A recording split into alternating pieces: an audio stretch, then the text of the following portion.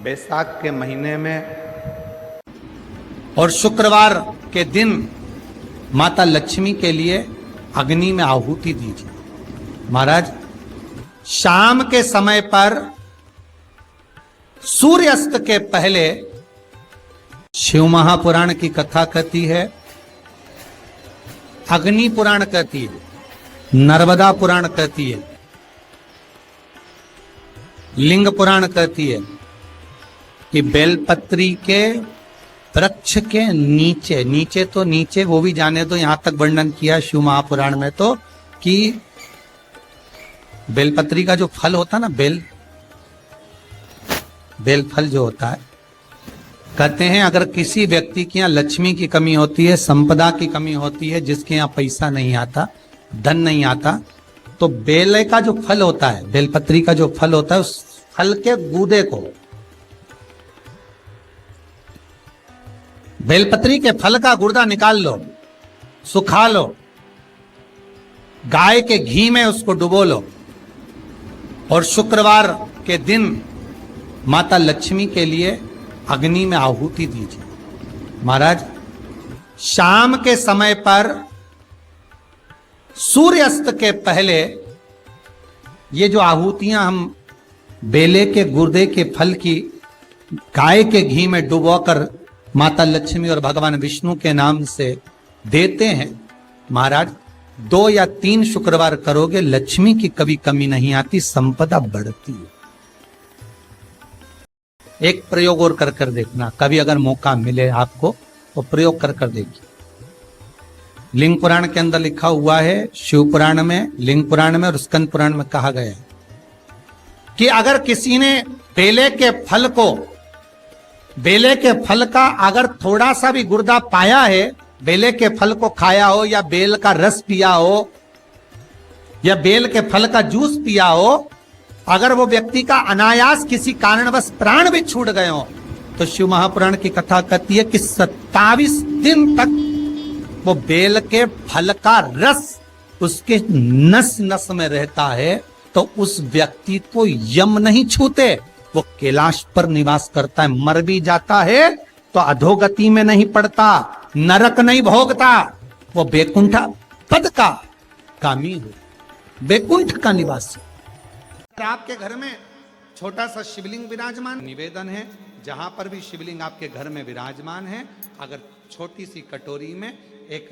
बेलपत्र को आप नीचे रखिए, छोटी सी कटोरी उस बेलपत्र के ऊपर रखकर उसमें थोड़ा सा मधु, शहद, शंकर भगवान की साक्षी में शिव जी के सामने अगर शुक्रवार रखना प्रारंभ कर दो, धीरे धीरे संपदा की वृद्धि अपने आप होना प्रारंभ हो जाए। कोई भी तिथि, कोई भी जो दुर्गा होती है,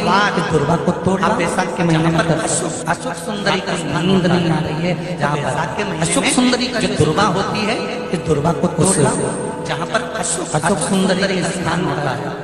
जहाँ पर दुर्गा अशोक सुंदरी का जो स्थान होता है, और कुंदकेश्वर महादेव अशोक सुंदरी के स्थान पर, कौन से महादेव का नाम, उस दुर्गा को कुंदकेश्वर, और कुंदकेश्वर महादेव को दुर्गा को उठा कर लिया। कौन से महादेव? बैसाख के महीने में कोई भी तिथि, कोई भी दिन, कोई भी वार, आप बैसाख के महीने दुर्गा को उठा कर लिया, वो दुर्गा को लेकर आओ, लगभग 20-25 दुर्गा लेना, उसको लेकर आइए, सुबह कुंदकेश्वर महादेव का नाम लेकर उस दुर्गा को लेकर आना प्रारंभ कर, लगभग 20-25 दुर्गा लेना, एक दुर्गा रोज खाओ, सुबह कुंदकेश्वर महादेव का नाम लेकर कोई ना कोई खाना, रात्रि को नींद नहीं आना, बेचैनी हो जाना, एक दुर्गा घबराहट आना, जो पथरी है या नेत्रों में तकलीफ है, दिन की वो दुर्गा है, कोई ना कोई एक दिन रात्रि को नींद नहीं, 4 या 5 दिन लगेंगे, अपने रात आपको कोई गोली खाने की जरूरत नहीं पड़ेगी, नींद अपने आप आना प्रारंभ हो जाएगी। और अशोक सुंदरी वाली जगह पर समर्पित कर कुंद में आपको कोई गोली खाने की जरूरत नहीं पड़ेगी, नींद अपने आप आना प्रारंभ हो जाएगी। और बैसाख के महीने में पियो बेल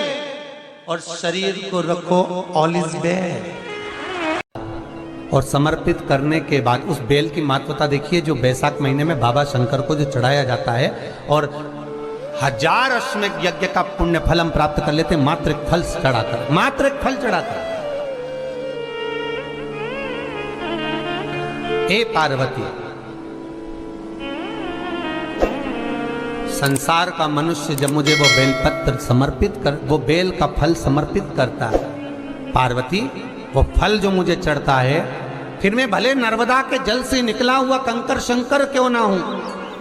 फिर चाहे मैं गंगा के जल से निकला हुआ कंकर शंकर क्यों ना हूं, चाहे फिर मैं यमुना के जल से निकला हुआ कंकर शंकर क्यों ना हूं, चाहे मैं सरयू के जल से निकला हुआ कंकर शंकर क्यों ना हूं, चाहे मंदाकिनी के जल से निकला हुआ कंकर शंकर क्यों ना हूं, हे पार्वती फिर जो भी शिवलिंग पर वो बेल समर्पित होता है, वो बेल उठाकर जीव अपने कार्य में ले सकता। दुनिया में किसी की सामर्थ्यता नहीं है कि तुमको नीचे दबा दे। जिसके मस्तक पर बेल पत्री की लकड़ी का चंदन शिव को लेपित कर कर यदि मस्तक पर लगता है, कोई बेलपत्री का वृक्ष यदि सूख जाता है, उसकी जो लकड़ी होती है उसका चंदन भी हम शिव को लगाकर अपने मस्तक पर लगाते हैं, या बेलपत्री के वृक्ष के नीचे की मिट्टी को भी यदि हम त्रिपुंड बनाकर सिर पर चढ़ाते हैं, तो दुनिया में किसी की सामर्थ्यता नहीं है कि तुमको हरा दे, तुमको विजय प्राप्त होती है।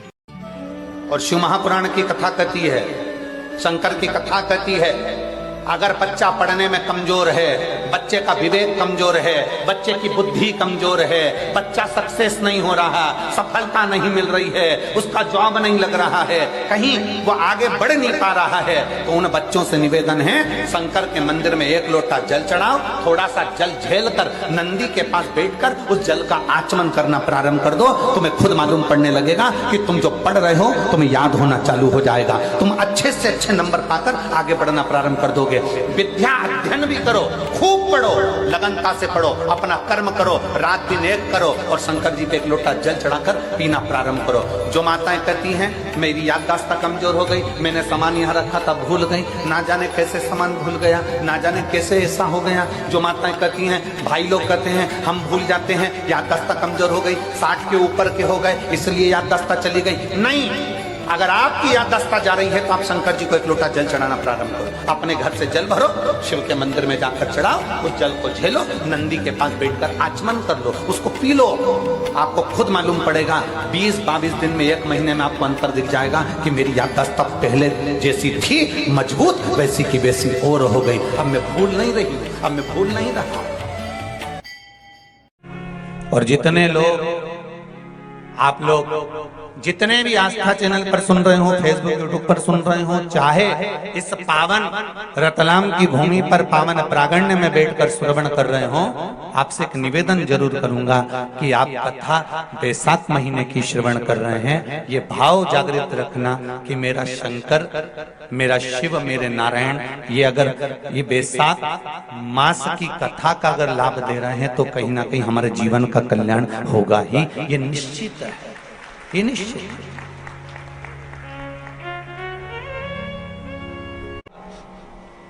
बैसाख के महीने में अगर एक गिलास भी पानी आप दिल से अगर किसी को पिला रहे हो तो गंगा की 1000 डुबकी आप रोज लगा रहे हो, ये विचार मानकर चलिए, कोई कम नहीं है।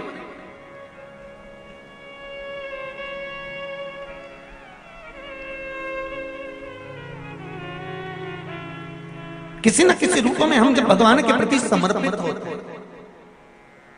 हमारा समर्पण जब भगवान के प्रति होता है, हमारा समर्पण भाव जब भगवान के प्रति होता है, तो उसका सुख हमें मिलता जरूर है।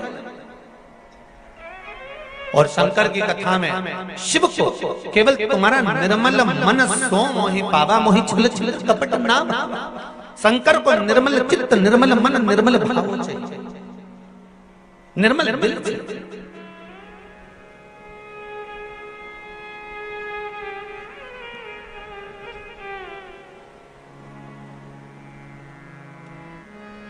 भगवान को तुम्हारा वैभव नहीं है,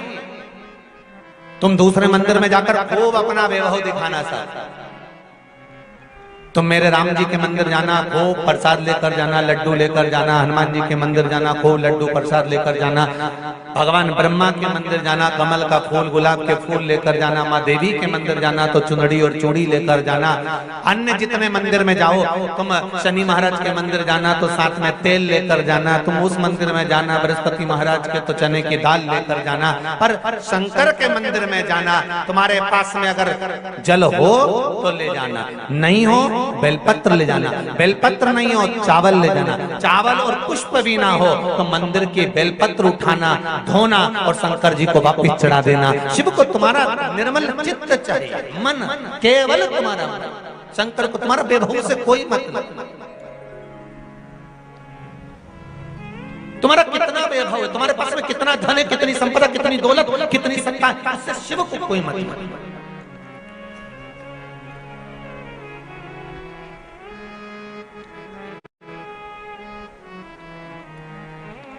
आपने भगवान को दिया क्या है, भगवान को आपने समर्पित किया क्या?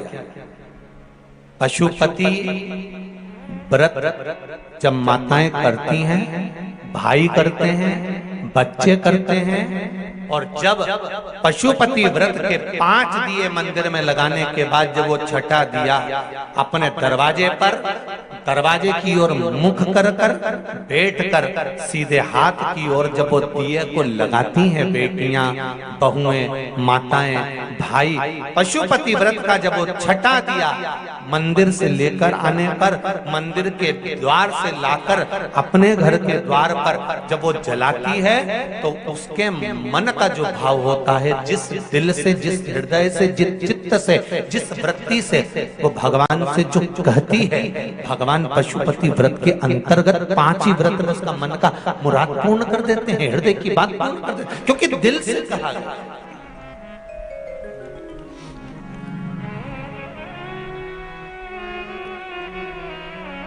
जो दिल से कहा जाता है भगवान उसको दिल से स्वीकार करता है। कभी एक विचार करिएगा कि नरसिंह अवतार बैसाख के महीने में हुआ, कुर्मा अवतार बैसाख के महीने में हुआ, हयग्रीव अवतार बैसाख के महीने में हुआ, परशुराम अवतार बैसाख के महीने में हुआ, माता जानकी का अवतार बैसाख के महीने में हुआ। आखिर बैसाख के महीने में, माधव महीने में इतनी महत्वता क्यों?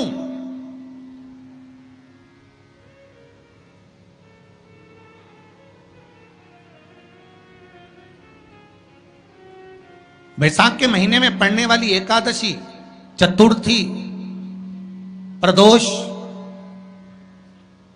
अमावस्या, पूर्णिमा, शिवरात्रि, ये सभी इतनी महत्वपूर्ण क्यों हो जाती है?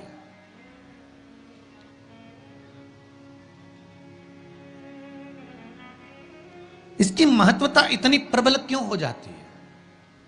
किस लिए? क्योंकि बैसाख का जो महीना पड़ता है, सूर्य की संपूर्ण तपन,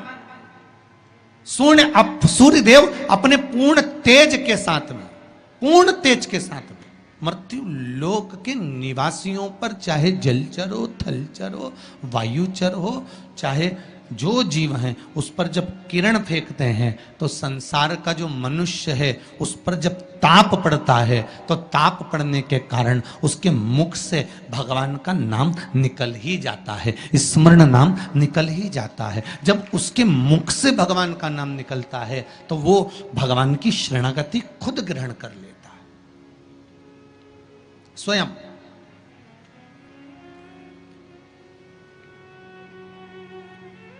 शरणागति ग्रहण कर लेना।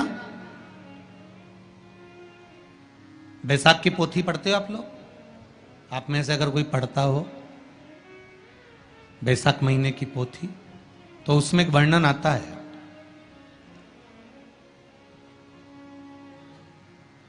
गीता प्रेस गोरखपुर के कल्याण अंक में भी आप ये पावन बैसाख चरित्र श्रवण कर सकते हैं। उसमें बैसाख महीने की पोथी में 10वें दिवस की कथा में 10वें अध्याय में एक व्याध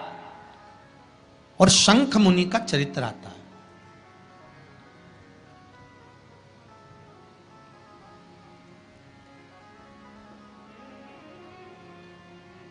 शंख मुनि एक बार निकलकर भगवान शंकर के मंदिर में जल समर्पित करने के लिए जा रहे थे और शिव मंदिर की ओर जाते जाते जाते जाते जाते जाते बीच मार्ग में चलते चलते चलते चलते और वो शंख मुनि जब शिव के मंदिर में पहुंचे,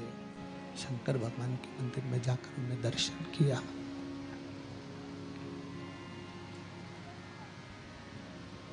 जल का पात्र उठाया और वो जल का पात्र उठाकर जब भगवान शिव को समर्पित कर रहे थे तो उसी समय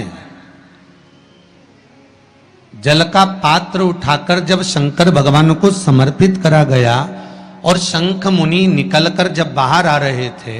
आते आते शंख मुनि के मन में एक भाव उत्पन्न हो गया कि जब हम भगवान शिव को कुछ वस्तु समर्पित करते हैं तो उसका फल, उसका पुण्य फल हमें कितने समय में प्राप्त होता है। ये शंख मुनि के मन में एक विचार जागृत हो गया, शंख मुनि के मन में एक भाव जागृत हो गया। पार्थिव शिवलिंग के निर्माण का, और उसमें एक बात कही गई कि जब संसार का मनुष्य मृत्यु लोक में रहने वाला मानव, मृत्यु लोक में रहने वाला मनुष्य मिट्टी के शिवलिंग का निर्माण करता है, पार्थिव शिवलिंग का निर्माण करता है, और जिस घर में पार्थिव शिवलिंग का निर्माण होकर उसकी पूजन होती है,